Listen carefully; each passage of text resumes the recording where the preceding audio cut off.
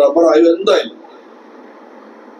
വളരെ എളുപ്പത്തിൽ ഉറങ്ങാൻ പ്രയാസമാണ്. അപ്പോൾ ഘട്ടം ഘട്ടമായി കൊണ്ടുവരുന്നു. ഇതേപോലെ ഇടപെടലൊക്കെ വരുമ്പോൾ വില കൂടി കിട്ടും. പരിഹാര മാർഗം പിന്നുള്ളത് ഈ ഉൽപ്പന്നത്തെ മൂല്യവർദ്ധിത ഉൽപ്പന്നമാക്കിയാൽ കഥ മാറുകയാണ്. ഞാൻ പഴയ ചക്കയുടെ കഥയിലേക്ക് തന്നെ വരുന്നു. ഞാൻ 10 ചക്ക വെച്ചിട്ടിരിക്കുകയാണ്. ആ ചക്ക വെച്ചോണ്ടിരുന്നപ്പോൾ ഞാനൊരു ചക്കയ്ക്ക് 100 രൂപ വെച്ച് അദ്ദേഹം ചോദിക്കുന്നു 75 രൂപ തരാം. ഞാൻ 70 കൊടുക്കുകയാണ്. ഞാൻ ഈ ചക്ക അത് മാറ്റിയിട്ട് ഇവിടെ പറഞ്ഞതുപോലെ ഞാൻ ചക്കയുടെ ഉപ്പേരിയോ ചക്കയുടെ കുമ്പളപ്പോ ചക്കയുടെ പൊടിയോ ഉണ്ടാക്കി കഴിയുമ്പോൾ ഞാൻ പറയുന്നു ചക്ക വറുത്ത് വെച്ചിരിക്കുന്നതാണ്, പാക്കറ്റിന് 100 രൂപ. ആരും വില വശത്തില്ല, 100 രൂപ വാങ്ങിച്ചു വേണം നമ്മൾ നിശ്ചയിക്കുന്ന ഇടത്തേക്ക് എത്തുക. അപ്പൊ ഇതിനാണ് ഈ തരത്തിലേക്ക് എത്തുക. ഇങ്ങനെ എത്തുന്നതിനെ വിളിക്കുന്ന പേര് മൂല്യവർദ്ധിത ഉൽപ്പന്നം മാത്രമല്ല. ഇത് മൂല്യവർദ്ധിത കാര്യത്തിൽ മാത്രമല്ല വേണ്ടത്. ഇത് സെക്കൻഡറി അഗ്രികൾച്ചർ എന്നാണ് പറയുന്നത്. പ്രൈമറി അഗ്രികൾച്ചർ നട്ടു, പരിചരിച്ചു, വിളവെടുത്തു, വിറ്റു. സെക്കൻഡറി അഗ്രികൾച്ചർ എന്ന് പറയുന്നതാണ് ഈ മൂല്യവർദ്ധിത ഉൽപ്പന്നങ്ങളോ എന്നാണ്. മൂല്യവർദ്ധിത ഉൽപ്പന്നം മാത്രമല്ല. ഞങ്ങൾ തമ്മിൽ സംസാരിച്ചുകൊണ്ടിരിക്കും.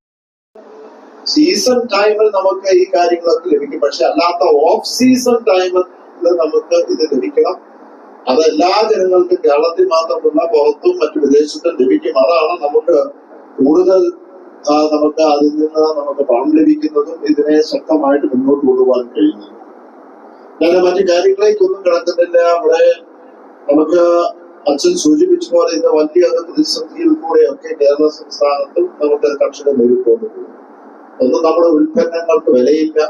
അതിനുള്ള ഒരു മാർഗമാണ് ഇപ്പോൾ ഈ കമ്പനിയൊക്കെ ചെയ്യുന്നത്, മൂല്യവർദ്ധനകൾ.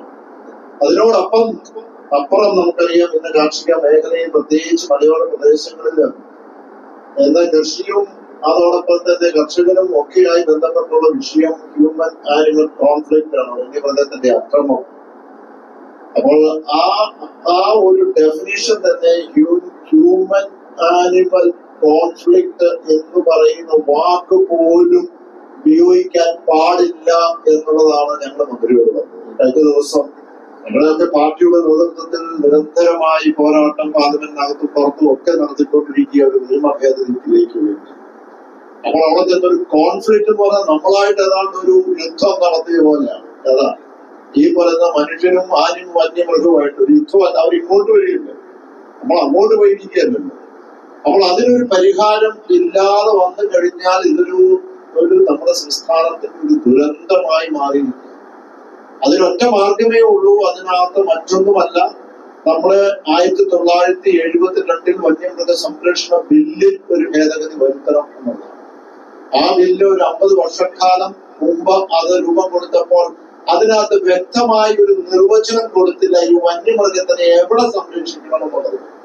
അതുകൊണ്ട് വന്യമൃഗം വനത്തിലാണേലും പുറത്താണേലും അതിനെ സംരക്ഷിക്കണം എന്നുള്ള ഒരു നിർവചനമായി വന്യമൃഗം പുറത്തേക്ക് വന്നാലും നമ്മൾ കാണുന്നത് മറ്റൊന്നുമല്ല, അവിടെ ഒരു കോൺഫ്ലിക്റ്റ്. അത് ഈ പറഞ്ഞ പോലെ ഒരു അക്രമം നടന്നു കഴിഞ്ഞാൽ വന്യമൃഗത്തിനെ ഈ വന ഉദ്യോഗസ്ഥർ സംരക്ഷിക്കും, നമ്മളെ മനുഷ്യനെ സംരക്ഷിക്കുന്നില്ല. മാർക്കറ്റിൽ കൊണ്ടുവരുമ്പോൾ ചിലപ്പോൾ 22 രൂപ കിലോയ്ക്ക്, ചിലപ്പോൾ 90 രൂപ കിലോയ്ക്ക്. ഈ കാർഷിക മേഖലയ്ക്ക് ഒരു പുത്തനുണർവുണ്ടാക്കാൻ ഇത് സഹായകരമാണ്.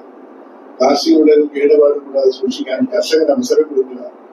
അതിനകത്ത് പ്രൊഫഷണലാകാൻ നിങ്ങൾ വാടകയ്ക്ക് കൊടുക്കുക. ആ വാടകയ്ക്ക് കൊടുക്കാനുള്ള സ്പേസ് ഉണ്ടായാൽ ഈ നിലവാരമുള്ളതിന്റെ എല്ലാ ഭാഗങ്ങളിലെ ആളുകൾ ഇവിടെ എത്തും. അവരുടെ കാർഷിക വിളകൾ അവർക്ക് സൂക്ഷിക്കാൻ കഴിയും. ഇതുകൊണ്ട് രണ്ടു ഗുണം, വാല്യൂ ആഡഡ് പ്രോഡക്ട്സ് ഉണ്ടാക്കുന്നില്ലെങ്കിൽ കർഷകന്റെ കാർഷിക വിളകൾക്ക് ഒരു നിർദ്ദിഷ്ട വില ലഭിക്കാൻ ഇടയാകാനുള്ള കാരണമുണ്ടാകും. ഉപഭോക്താവിനും എല്ലാ കാലഘട്ടത്തിലും എല്ലാ ഐറ്റംസും ഓഫ് സീസണിൽ കിട്ടുന്ന സാധനങ്ങൾ കിട്ടുവാനും അത് ന്യായവിലയ്ക്ക് കിട്ടുവാനുമുള്ള ഒരു അവസരം ഉണ്ടാക്കുകയാണ് ചെയ്യുന്നത്. കാണാൻ കഴിയും, രണ്ട് രാജ്യങ്ങളിൽ ചെന്നാൽ വലിയ ഫ്രീസർ യൂണിറ്റുകൾ, ഈ ഒരു കെട്ടിടത്തിലേക്ക് ഇരട്ടിയുള്ള വലിയ ഫ്രീസർ യൂണിറ്റുകളിലാണ് അവർ വിദേശത്ത് നിന്ന് ഇറക്കുമതി ചെയ്യുന്ന പഴങ്ങളും പച്ചക്കറികളും ഒക്കെ സൂക്ഷിക്കും. അല്ല, അവരവിടെ ഒന്നും ഉത്പാദിപ്പിക്കുന്നില്ല. ഞാൻ നേരിട്ട് പോയി കണ്ടിട്ടുണ്ട്. തോട്ടങ്ങളിൽ നിന്ന് അപ്പോൾ തന്നെ പറിച്ച് വാക്യൂം പാക്ക് ചെയ്യും, പിന്നെ വായു കിടക്കാത്ത രീതിയിൽ പച്ചിച്ച് തന്നെ എപ്പോഴാണോ മാർക്കറ്റിലേക്ക് കൊടുക്കുന്നത് അന്നേരം ചെറുതായിട്ട് പൊട്ടിച്ച് അത് കൊടുക്കുകയാണ്. അപ്പോൾ 2-3 ദിവസം കൊണ്ട് അത് പഴുത്ത് ഭംഗിയായി കൃത്യമായി അത് വാങ്ങാൻ ആളുകൾ വരുന്ന ആ ഒരു സമയം കണക്കാക്കി ഏകദേശം ചെലവഴിച്ചു പോകുന്ന സമയം കണക്കാക്കി അതിനെ വിപണിയിലേക്ക് എത്തിക്കുകയാണ്.